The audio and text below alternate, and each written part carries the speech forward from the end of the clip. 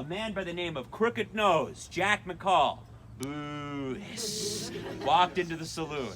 He saw Wild Bill playing cards. He walked up to the table and circled it once, at which point he went directly behind Wild Bill, brandished his gun, and pulled the trigger right behind Wild Bill's head, point blank.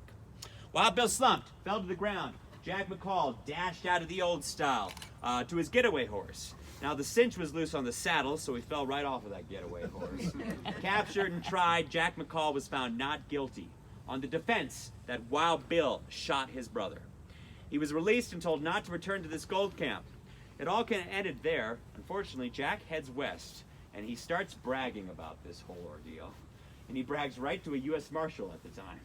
Overhearing the rumors coming out of Deadwood, the U.S. Marshal rearrests Jack McCall, takes him all the way back to Yankton, which was the federal chair of Dakota Territory. They retried Jack, and he is found guilty for his crime.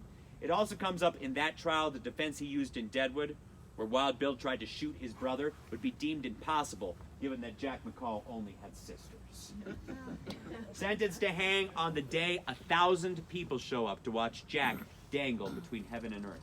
And as a final insult, given they thought that man's crime was particularly heinous, they placed Jack in an unmarked grave, leaving the dead man's noose tied around his neck. Calamity Jane, right behind Wild Bill, she was born into Missouri. Orphaned at a young age, she does her best to raise her siblings, then she gets busy becoming famous. What brings this woman out to the Black Hills and into the pages of Wild West history was her job, occupation, known as a camp follower.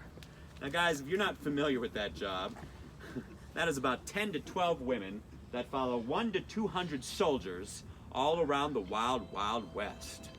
So I wonder what her job was. My favorite suggestion to date has been librarian. Midnight librarian.